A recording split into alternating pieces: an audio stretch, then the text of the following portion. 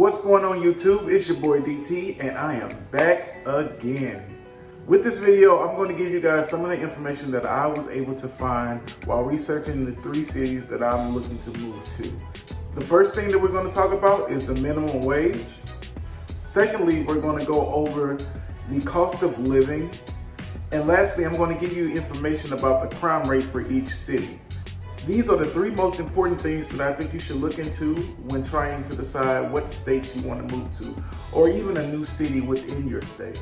One other thing that you would want to look into if you have kids is the school districts. You want to make sure that the school districts are decent school districts for your children. I don't have any kids of my own, so that's not a factor for me. Fair warning, I'm going to be reading information off of my phone. It's going to be the same information that I'll put up here for you guys to see. I just want to make sure that I'm saying the right thing for you guys. So, first thing we're going to talk about is minimum wage. This kind of surprised me. I didn't know that the minimum wage would be set so low in these states. Leading the charge is California, of course. Right now, they just went up this year for the minimum wage. Last year it was $12. This year it is $13. Surprisingly, both Georgia and Texas have a minimum wage set at $7.25. Not that I'm looking to have a job at the minimum wage, but it is a good thing to know so that you can base those numbers off of some of the other numbers that we're going to be looking at as well. With this next section, unfortunately, the website that I was using to get my information didn't have any graphs or numbers for Rancho Cucamonga the way that I wanted to show them. I'm using the numbers from Ontario, California, which is just next to Rancho Cucamonga. They're pretty much the same area. If you literally go across the street, you're going from Rancho Cucamonga to Ontario. So the numbers will probably be the same, just about the same.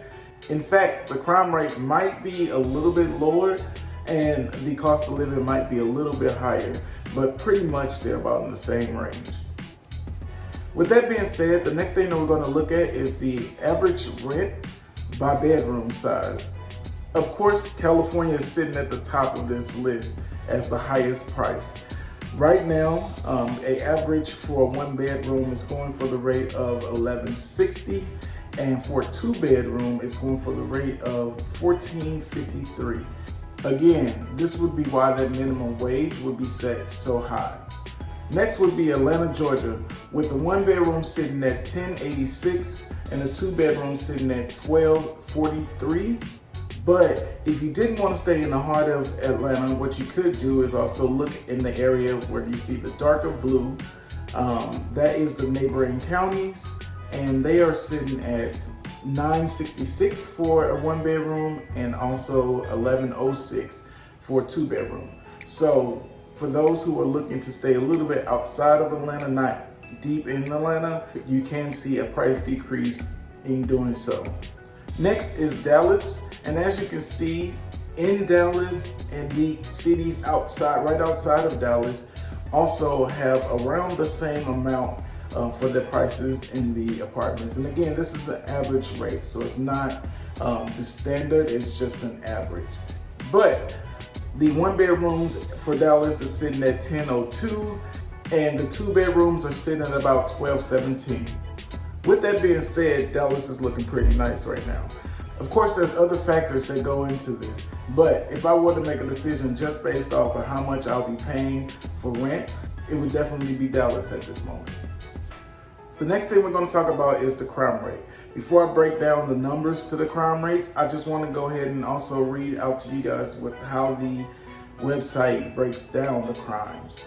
Violent crimes is composed of 4 offenses: murder and non-negligent manslaughter, forcible rape, robbery, and aggravated assault.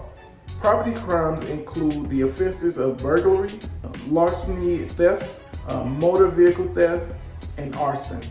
The object of the theft type offenses is taking of money or property, but there is no force or threat of force against the victim. So let's get into the numbers. The scale is set from 1 to 100, with 1 being the lowest amount of crimes and 100 being the highest amount of crimes. Unfortunately, Atlanta is sitting at the top of my list right now as far as crime goes, sitting at a point of 75.4 in property crimes, and then a 55.3 in violent crimes. Dallas, Texas comes shortly after that with a 50.7 for property crimes and a 37 for violent crimes. Now, the crime rate in Ontario, California is almost half of what the crime rate is in Atlanta. They're sitting at 40.4 for property crimes and 17.4 for violent crimes. And again, to be honest with you, I believe that the crime rate is slightly lower than that in Rancho Cucamonga.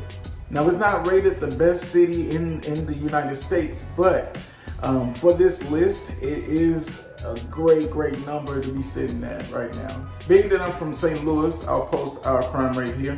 Unfortunately, we are very high on the list when it comes to crime rate. If we were just to base things off of that, any of these cities that I decide to move to would be a step up as far as crime goes. But at the same time, I do live here and I do feel safe. So you just have to make sure that you're researching the area that you live in. Not all areas are bad. These numbers do not depict the whole city. You have to make sure you do your research. Well, guys, that's it. That's all I have for you guys today. Of course, I'll be doing a lot more research, so I'll give you guys all of the information that I find. I just wanted to make sure that I post this quick little video for the things that I did find. It's going to be a hard decision. Even with those numbers, I still do not know which way I'm going to go. But again, we'll be doing more research. I'll make sure that I provide that information to you guys. And again, if you guys know any information that I could use, or if you feel like the numbers that are depicted are not correct, please comment. It would help me tremendously. And you know, it's better when you can talk to someone about their personal experiences instead of going just based off numbers on the internet.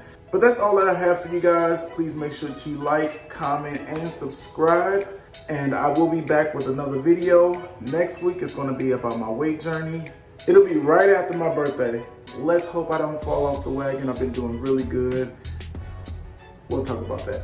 But there will be more to come, so stay tuned. Until next time, peace.